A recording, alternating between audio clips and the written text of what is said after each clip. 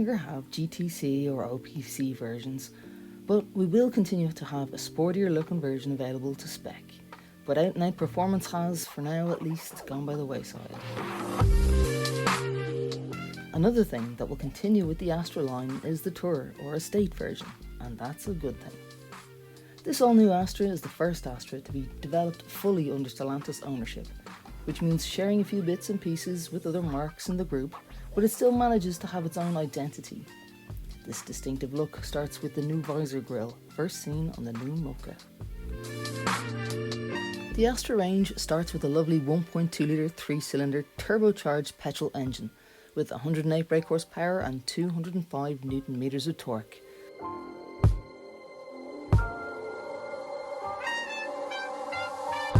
There's also a 120 brake horsepower version with 230 Newton meters of torque, and this comes with either the 6-speed manual or the 8-speed auto transmission. You can still get a diesel engine, and this has a 1.5 litre engine.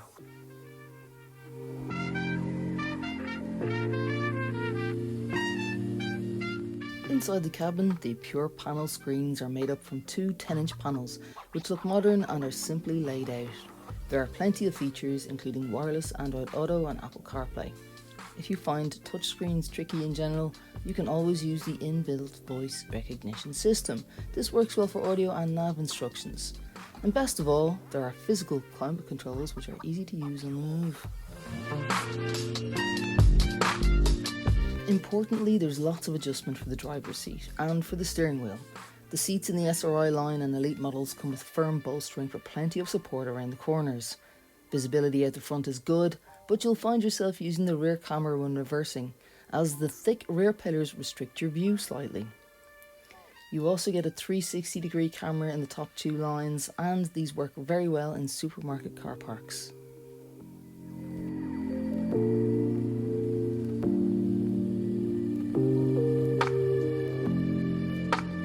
The SE trim comes with 16-inch alloys, a 10-inch touchscreen infotainment system, a 10-inch digital instrument cluster, wireless Apple CarPlay, Android Auto, front and rear parking sensors, climate and cruise control and auto lights and wipers. The mid-spec starts with a 128 brake horsepower engine and will also be available in the plug-in hybrid. Styling tweaks include black roof and a black frame around the visor grille. It comes with 17-inch alloys, alloy effect pedals, dual zone climate control, heated steering wheel and heated front seats. You've also got a modular load floor in the boot, keyless entry and start.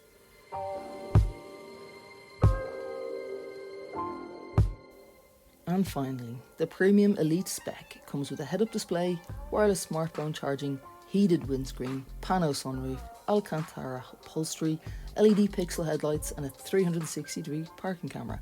The standard fit LED headlights are excellent, but top spec trims get the adaptive matrix headlights, and these allow you to keep full beam on at all times without blinding other road users on dark, windy roads.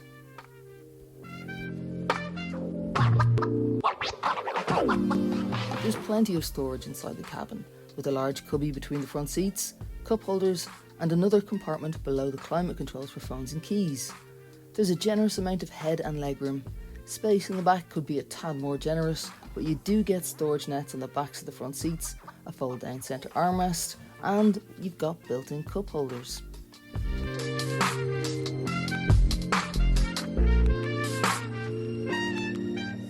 Meanwhile, the rear seats fold 60-40 and they open out into a 422 litre boot.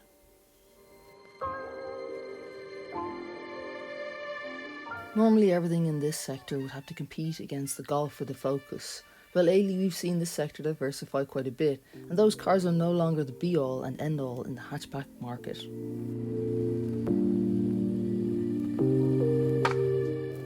Regarding safety, the Astra was awarded 4 out of 5 stars in the Euro NCAP.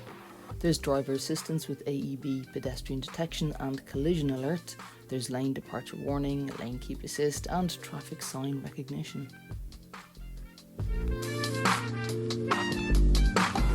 Underneath it all, the Astra uses the latest V3 version of the Stellantis EMP2 platform with 50% overall new parts.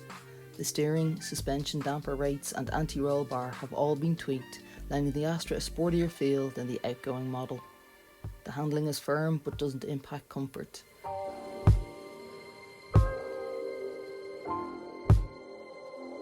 The Astra chassis is taut, giving added driver dynamics over previous models.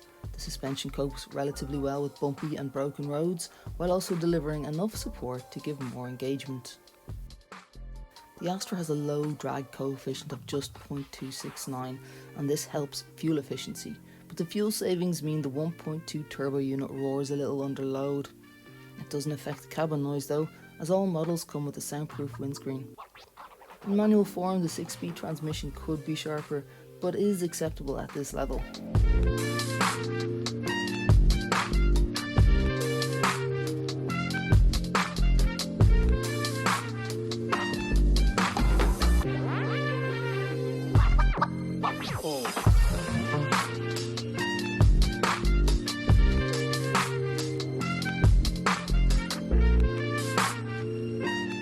Entry-level petrols give the most value.